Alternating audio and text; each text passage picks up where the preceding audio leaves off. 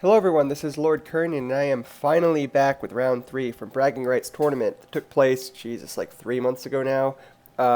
Yeah, my hobby mojo's sort of been killed. It's been dead and buried since Age of Sigmar came out. It's just been really hard to get motivated. I've been trying to keep myself up by basically doing one-off paintings and just practicing my painting techniques, meanwhile waiting for the scene to settle and everyone to figure out what we're playing.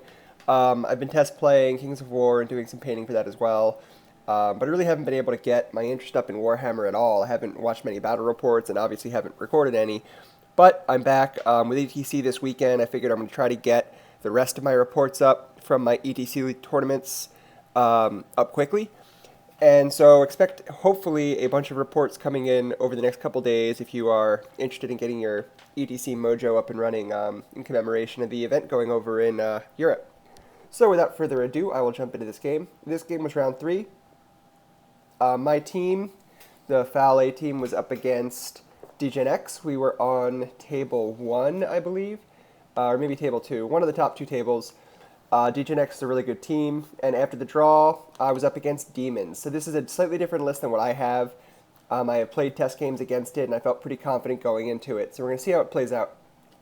Here is my list if you haven't seen it. As a reminder, I had a Wrath of Khorne Bloodthirster. He has 2 Lessers, 4x10 Horrors with Champ and Music, 3 units of 5 Furies of Khorne, 9 Blight Kings with Standard and Gleaming Pennant, 5 Flies with Leechbone, and 4 Flies with just a Banner and Champ. The other ETC Demons, which is probably one of the best demon lists there is in the current ETC comp, it has a Lord of Change with a Lesser Gift, 2 units of 10... Oh, he's a level 4 metal, sorry, on the Lord of Change. 2x10 Horrors, 23 Plague Bearers with full command and swiftness, 2 solo Beasts of Nurgle, 4 big Beasts of Nurgles in 1 block, 2 units of 5 Furies of Tzeentch, 5 Flies with Banner of the Eternal Flame, and 4 Flies. So looking at this list, my number 1 threat is the Beasts of Nurgle. The Beasts of Nurgle are really the only thing that scare my Blight Kings. If I can deal with the Beast of Nurgle quickly, my Blight Kings basically have free reign of the table. There's really nothing else that can really damage them, with them being Weapon Skill 6 Mark of Nurgle. Beasts add a complication just because of the number of attacks they have and the amount of poison they have and how tough they are to wound. So I want to get rid of them quickly. Fortunately, I've test played this, like I said. A Bloodthirster in with a unit of Plague Flies does drop 4 Beasts of Nurgle in 1 round, more than likely, unless I roll Snake Eyes. It's a pretty good, as long as I have a champion there to accept the challenge. My Bloodthirster can basically just do his Breath Weapon, remove the regen, the Plague Flies swing next, they do a whole lot of damage, and net result is the beasts go down. So I need to get that out of the way quickly, and then I can start pushing my Blight Kings around the table, letting them pull their weight, and see what else my Bloodthirster can kill. So that's the plan. His magic I'm not that concerned with. He has Lore of Metal. He didn't roll, he did roll Final Trans. Yeah, he did roll Final Trans, but there's really nothing that I'm worried about that with. I mean, it can hurt my Blight Kings a little bit, but he needs to roll a 6 for it, and he needs to do needs to roll multiple 6s in order to cause a panic check. I'm not that concerned by that. So otherwise, yeah, that's kind of the plan going forward. Let's go see how this mirror match looks. So, deployment left to right. He did something pretty surprising. He put his Plague Bearers all the way over on this flank. Next to them, he has his unit of 4 drones. In front of them, he has a unit of Furies. Next to them, he has a Beast. Behind them, he has Blue Horrors, which I believe they had Bolt. They might have had Bolt. Next to the solo Beast, he has 4 Beasts. Moving more towards the right flank, he has his 5 drones. In front of that is a solo Beast. He has his second unit of Horrors behind them. Then behind the building, he has his Lord of Change and a unit of Furies. Yep, there's a better picture of the Lord of Change and the Furies. So there's a duplicate picture. Cool. And so now here's my deployment. I lined up kind of the way I wanted to. I have my 5 drones right there, kind of right center, or left center rather. Behind them I have 2 units of Horrors and a unit of Furies. Next to that I have my Bloodthirster. In front of the Bloodthirster I have my Blight Kings. Behind the Bloodthirster, I have another unit of Furies, a third unit of Horrors. Up on the hill, just barely on the hill, I have my unit of 4 drones. Behind them, I have more Furies. And then over here, I have my last unit of Horrors. So my spells, I have three blue fires. Then my last unit of Horrors over here on the far right flank, I have Bolt of Change. I didn't really roll anything good. I was rolling actually pretty crap, so I kept trading to Blue Fire, hoping that I'd roll Bolt of Change or Gateway. I probably should have kept my spells in order to increase my chance of rolling Gateway, because Gateway would be pretty critical here. But I didn't, and it was a mistake. So in case you didn't guess, Demons won first turn, and it was my Demons that won first turn, so go figure. So I'm pretty happy about that. I just kind of pushed forward. My Furies went up behind the hill to be into chaffing position, but stay out of sight of all of his magic missiles and such. Behind them advanced my drones. My Bloodthirster came up to get into charge range of his beasts, and everything else just kind of advanced to get into casting range. Blight Kings also pushed up. They're going to try to take that wall and see what I can do with that. Yep, and over here everything also just pushed up. My Bolt of Change Horrors going onto the hill, so they can start throwing bolts around and see what I can do. And that was really all that happened. Magic was really uneventful this turn. I rolled really low on wins, and he was able to stop me, or anything that got through didn't do any actual damage. So we go to his turn 1. He pushed his Plague Bearers up. The Beast of Nurgle is there hiding behind the hill with the Furies. We're both kind of playing chicken with that hill there, using it as terrain. Whoever goes on the hill first dies. His drones kind of hung back a little bit, kind of offering support to his Plague Bearers if I decide to charge in with my drones. And otherwise, yeah, his Horrors moved up. Over here, everything pushed up again. His Lord of Change is still hiding behind that hill. And yeah, so right now it's a decent long charge for my Bloodthirster. It's a little risky. He was doing that to push up into range so that I take a frenzy check. So we're going to see if I can pass that. There's that. Cool, so we go to my turn 2. And I move up a little bit again. My Furies that were behind the hill, they move up to chaff his beast so that he can't charge past. My Bloodthirster passed his frenzy check, which was great. My Blight Kings completed their maneuver and moved up behind the wall. They're right now defending the wall, so anything that charges in, they're going to be hitting me on 6s, which is great. I was really kind of hoping that I could claim that wall. And they have a really good dominant position in the center of the board now, so I'm pretty happy with that. Right, otherwise everything is just pushed up. These drones on this side moved over to the flank. They are offering support position, so if his drones charge into either my Blight Kings or the Horrors behind them, I have a nice easy flank countercharge with my drones. Otherwise, the Furies stay behind that hill. There's no need for me to bring them out yet. I want to keep them protected for as long as I can from his magic missiles. Magic comes down. I forget what the Winds roll was, but Winds of Magic does 2 wounds to this beast. And yeah, and Bolt of Change kills the beast in the center of the table. So that's pretty cool. I did like 2 or 3 wounds with the... I did 3 wounds with the Bolt, and then he failed a toughness test for the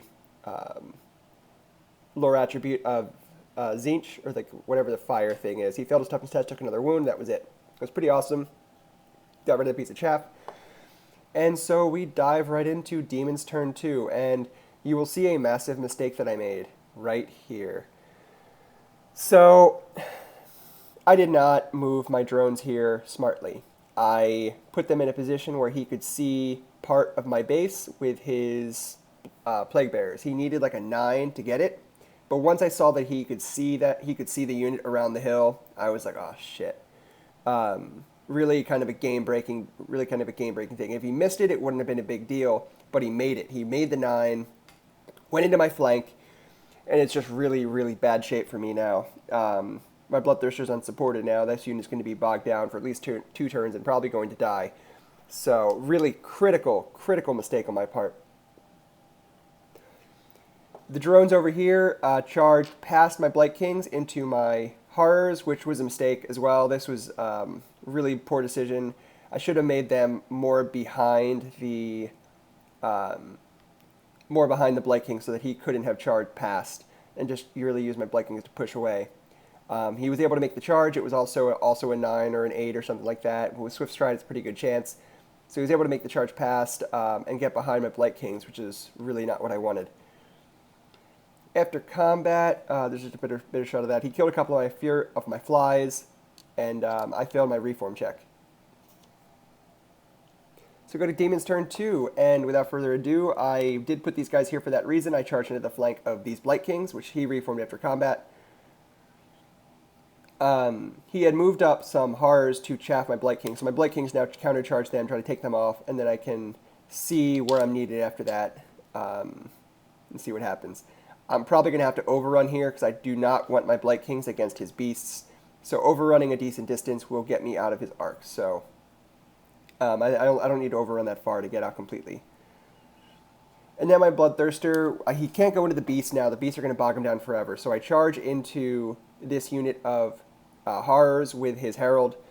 I declared the charge rather than risk failing frenzy. If I failed frenzy, I go into the beast, and like I said, the beast can just bog me down forever, with just challenges and challenges and challenges. So I was trying to charge past them into this unit. Unfortunately, oh yeah, I forgot to put this in the list.